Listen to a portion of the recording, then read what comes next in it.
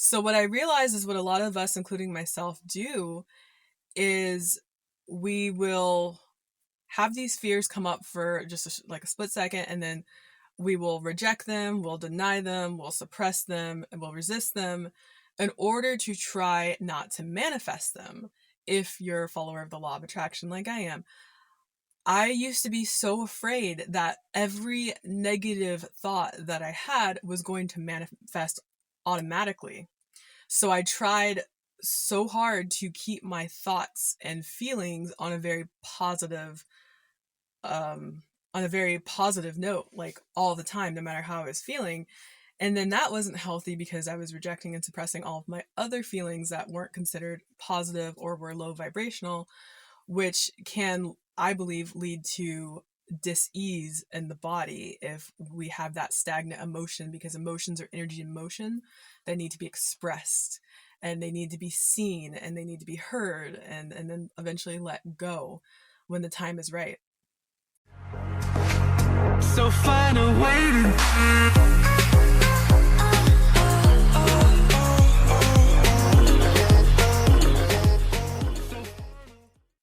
Hello, beautiful beings of light. Welcome or welcome back to my channel. My name is Monica, and today's video is titled, Face Your Fears So You Don't Manifest Them. Hello, everyone. I hope you're doing well today. I know that this title may seem kind of contradictory to my last video, if you've seen it, or if you at least saw the title, which was something like, this is how fear manifests. Oh, no, this is how fear blocks your manifestations. So if you haven't seen that one, this one is kind of like an unofficial follow-up to that one. I didn't actually plan on making this video afterwards, but I think it goes along pretty well. So if you want to see that video first, maybe pause this one, go watch it, and maybe come back to this later. Or you can just watch this one now too. I think it'll still be just as valuable whether you watch the other video or not. Okay, so let me try to explain what I mean by this about facing your fears. So I'll start with a story that brought me to this realization, and it's a very small example. It's nothing extreme at all, but it taught me a very valuable lesson, I would say. And that was the other day I was making some food in the dehydrator. Like I was dehydrating just some veggies, very low temperature, 118 degrees Fahrenheit, and I left it in our RV, and we were in an RV park at the time, so I had it plugged in, and my husband and I were preparing to go somewhere. And for a split second, I had this fear that what if something happens and the dehydrator burns down our RV, and also like endangers other people at the RV park, because normally we're not at RV parks. Usually we're out in the middle of nowhere alone, boondocking, or dry camping as some would call it.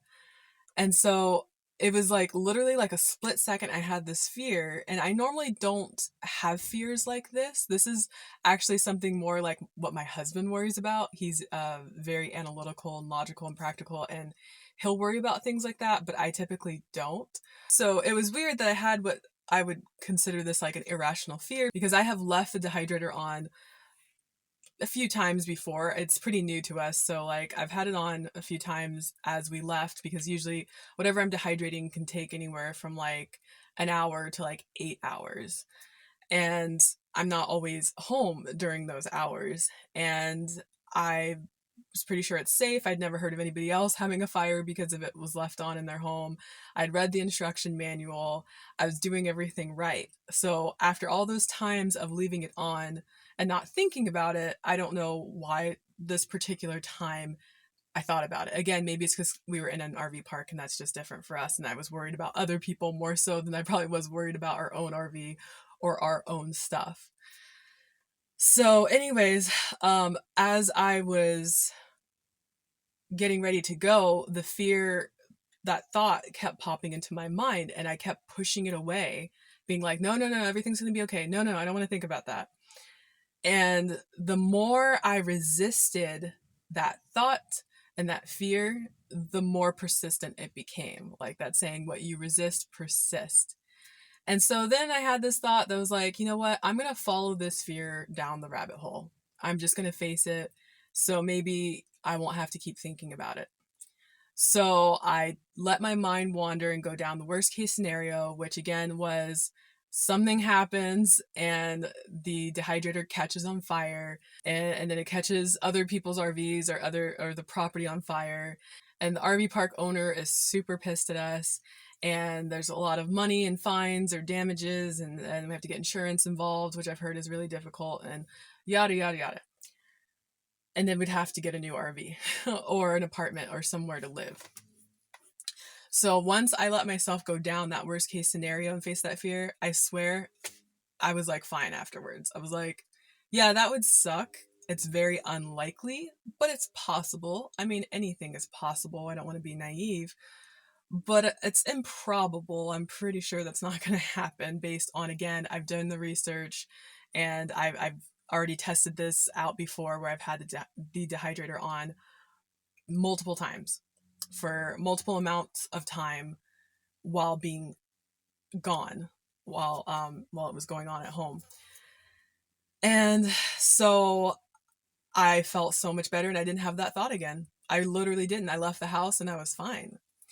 And so what I realized was how many times I have done this with fears in the past. So like I always say, we have uh like 50,000 thoughts a day. I don't remember the exact number, but we have a lot of thoughts every single day. Most of them are subconscious, which are below the surface, and most of them are habitual from the day before, and the day before that, and the day before that, and so on and so forth. And so that means that with our subconscious thoughts and beliefs, we're not even really consciously aware that they're there. And they can happen in such like I said, a split second, in such a short amount of time that we just don't even think about it. You know, it's crazy. So what I realize is what a lot of us, including myself, do is we will have these fears come up for just like a split second, and then we will reject them, we'll deny them, we'll suppress them, and we'll resist them in order to try not to manifest them.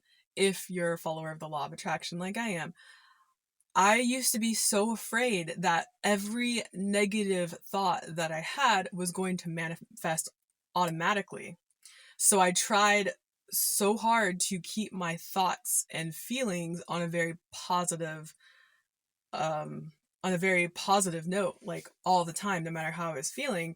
And then that wasn't healthy because I was rejecting and suppressing all of my other feelings that weren't considered positive or were low vibrational, which can, I believe, lead to dis-ease in the body if we have that stagnant emotion, because emotions are energy in motion that need to be expressed, and they need to be seen, and they need to be heard, and then eventually let go when the time is right.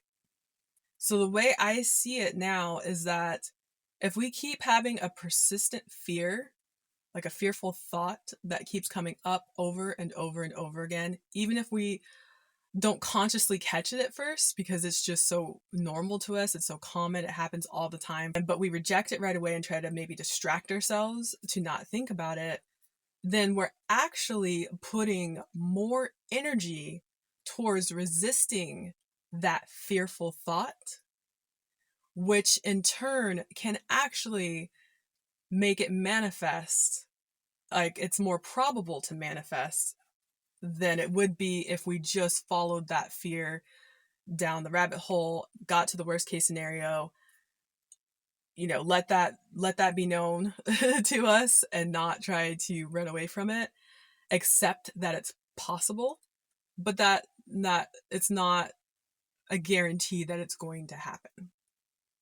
For example, like if someone is afraid of losing their job and they keep trying not to think about it, they're distracting themselves with, I don't know, drinking or drugs or shopping or social media browsing or just watching TV, and doing their best to not think about that fear because it's just too unbearable to think about.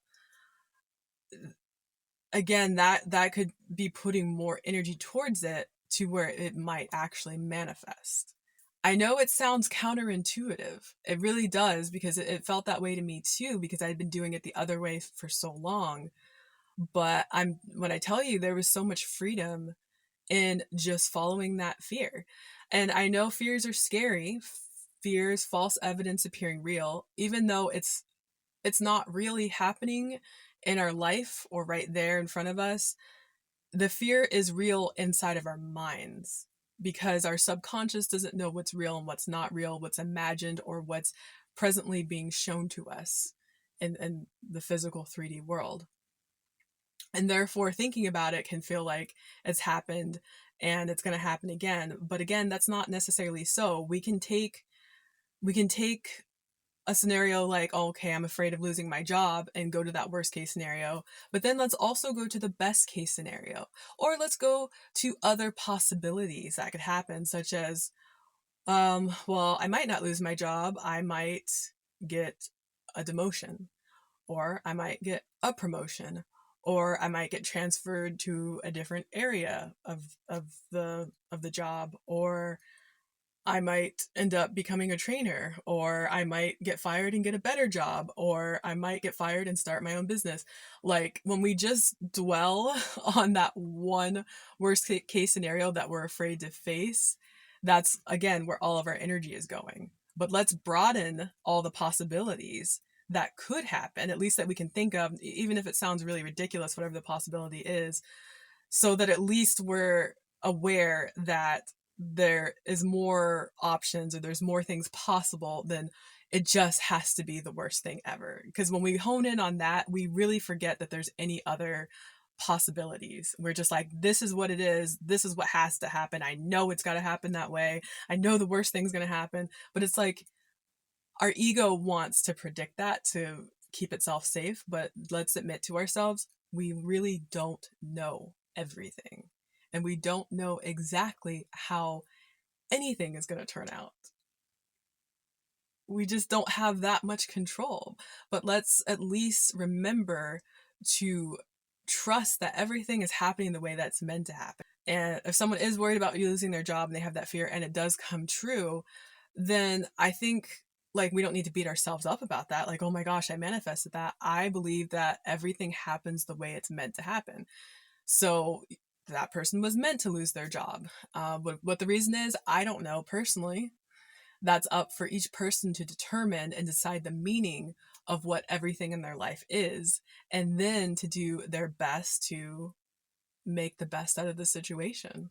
But I don't believe it means that, someone is unlucky, or that they're being punished and that they deserve it. I really don't feel that way at all. It's just everything has to kind of fall apart sometimes in order to come together, I believe.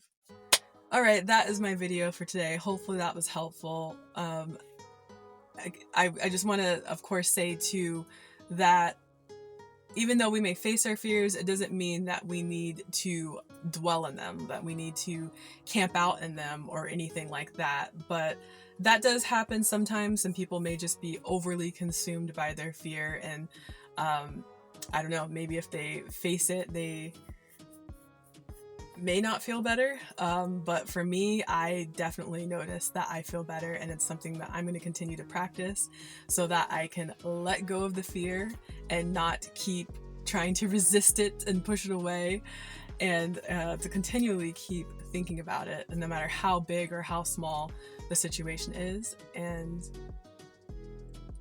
yeah, I think that will lead to a happier life overall.